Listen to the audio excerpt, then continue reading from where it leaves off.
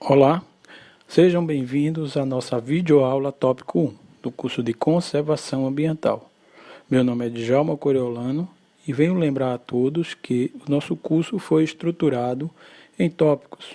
Cada tópico corresponde a 5 aulas do nosso livro-texto. No nosso tópico 1, iremos abordar os seguintes conteúdos: conceitos de meio ambiente, abordagens naturalista e sistêmica e seu processo de transição, estado de equilíbrio de um sistema, relação homem-natureza nos estágios iniciais do desenvolvimento humano. E aí nós temos um texto de meio ambiente para iniciarmos o nosso curso, que diz que o meio ambiente não é somente fauna e flora, mas sim, onde quer que nós vivamos, é todo lugar no qual possa existir a relação entre os seres vivos e não vivos. Se poluímos a natureza, estamos nos poluindo. Precisamos dela como método de sobrevivência. Temos também uma imagem da NASA para ilustrar esse belo texto. Conceitos de meio ambiente. A pergunta o que é meio ambiente pode parecer simples, mas é bastante amplo e importante para um estudo detalhado. Escolhemos, dentre esses vários conceitos, 3 das seguintes fontes: Política Nacional de Meio Ambiente, a Lei 6.938/81, da Conferência de Tbilisi, na Geórgia, e do conceito segundo Sachs, em 1986. Segundo Sachs, meio ambiente é a interação de 3 subconjuntos: natureza, técnica e sociedade. Na Conferência de Tbilisi, conceituou o meio ambiente como o conjunto de elementos naturais e sociais que interagem, provocando alteração no tempo e no espaço. Percebam que o conceito de meio ambiente está num outro aspecto, aborda um outro aspecto. Fala de interação, porém, fala também das consequências dessa interação, alteração no tempo e no espaço. E o conceito, segundo a Política Nacional de Meio Ambiente, nos seus artigos 2º e 3º, fala que o meio ambiente é o conjunto de condições, leis, influências e interações de ordem física, química e biológica que permite, abriga e rege a vida em todas as suas formas. Conceito bem completo, bastante amplo, e será o conceito a ser adotado por nosso curso. Percebam que ele aborda o conceito de meio ambiente em relação aos aspectos, a interação dos aspectos físicos, químicos e biológicos. E essa interação dos aspectos permitem que a vida aconteça em todas as suas dimensões e formas. Através desse esquema, você pode perceber que meio ambiente é a interação entre o meio físico, químico e biológico. Temos aí alguns exemplos, por exemplo, o meio físico, ar, água, solo, meio químico, alguns indicadores como pH e DBO, e o meio biológico, fauna e flora. A interação desses aspectos nos dá o meio ambiente natural, que em contato com o meio ambiente social, com os aspectos sociais, faz com que haja vida em todas as suas dimensões. Abordagem naturalista do meio ambiente. Esse tipo de abordagem tem como foco principal a concepção cartesiana, ou seja, a visão do meio ambiente de forma compartimentada. Os elementos que compõem o sistema não interagem, estão separados. Quando se unem, formam o todo, porém não interagem, não há uma interação entre esses elementos. Há uma separação entre objeto e sujeito, ou seja, natureza e cultura não interagem, estão separados. E a visão antropocêntrica, ou seja, o homem como centro do universo, como centro da natureza, explorando-a e não interagindo com ela. Essas visões foram responsáveis por grande parte da nossa degradação ambiental atual. A visão antropocêntrica de exploração do homem como explorador e não participante do meio ambiente, olhando o meio ambiente como sistema compartimentado, foram responsáveis pelas degradações ambientais que existem hoje em nosso planeta. Na abordagem sistêmica, nós temos o meio ambiente como um conjunto de elementos que interagem entre si.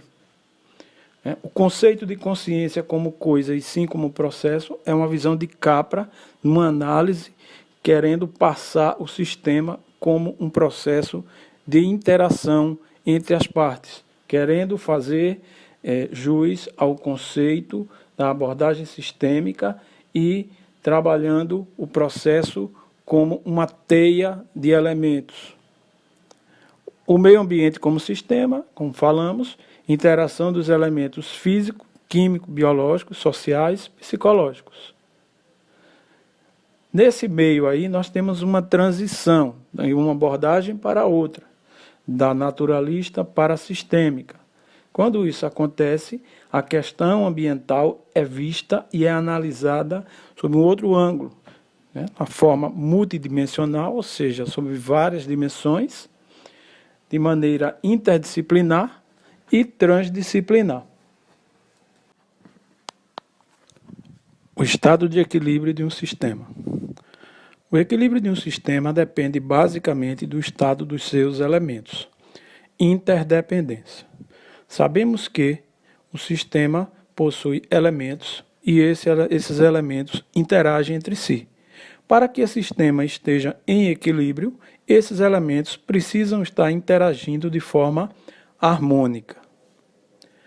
Principal causa do desequilíbrio são as ações antrópicas, desmatamento, pecuária, poluição urbana e crescimento demográfico. Mudança no estado de equilíbrio também pode ser causado por fatores naturais, desastres, terremotos, furacões, etc. Ou seja, os desequilíbrios ambientais são causados não só por ações humanas, mas também por fatores naturais. O meio tende a reverter o desequilíbrio naturalmente, mas nem sempre é possível, pois a magnitude do evento é superior à capacidade de regeneração do sistema. É uma explicação muito interessante. Precisamos entender que o sistema ele possui um processo de autorregeneração.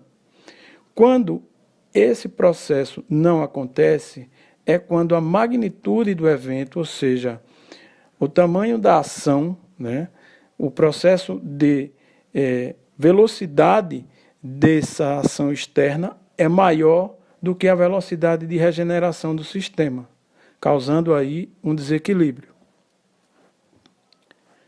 Relação homem-natureza nos estágios iniciais do desenvolvimento humano. Todos sabemos que o homem sempre teve a sua relação com a natureza, em vários estágios. Por isso que dividimos esse processo em estágios iniciais e estágios recentes e, ao lado de cada estágio, colocamos um evento que caracteriza esses estágios. No primeiro estágio, o evento que caracteriza é a coleta, caça e pesca. Relação de harmonia, onde a extração de recursos naturais respeita o ritmo da natureza. No segundo estágio, o evento é a descoberta do fogo.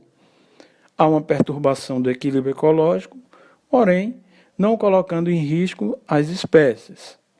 No terceiro estágio, temos o evento do pastoreio, onde o homem passa a ter a visão antropocêntrica, no domínio do homem sobre a natureza, causando modificações significativas à paisagem natural. No quarto estágio, a agricultura, a visão antropocêntrica, como falamos, de homem que é dominador da natureza e explorador dos recursos naturais. Relação homem-natureza nos recentes estágios de desenvolvimento humano. O quinto estágio é um estágio muito importante, porque traz como evento a Revolução Industrial, que faz com que a velocidade de regeneração seja menor que a velocidade de extração dos recursos naturais. A Revolução Industrial é um evento que causou um divisor de águas nesse processo da relação homem-natureza. O sexto estágio está relacionado à industrialização e urbanização, com a consolidação do capitalismo e da industrialização, a Revolução Industrial faz com que a industrialização se consolide, que o capitalismo cresça, o consumismo também, havendo uma mudança de paradigmas da relação consumidor-produtor. Com o crescimento populacional urbano, decorrente do êxodo rural, a busca das pessoas do meio urbano em ocupar espaço nos grandes centros, ocupar emprego, e você tem o aumento da geração de resíduos e das degradações ambientais. É isso, pessoal. Espero que tenham aproveitado a aula, tenham gostado muito. Qualquer dúvida, entre em contato conosco. Bons estudos, um abraço e até a próxima.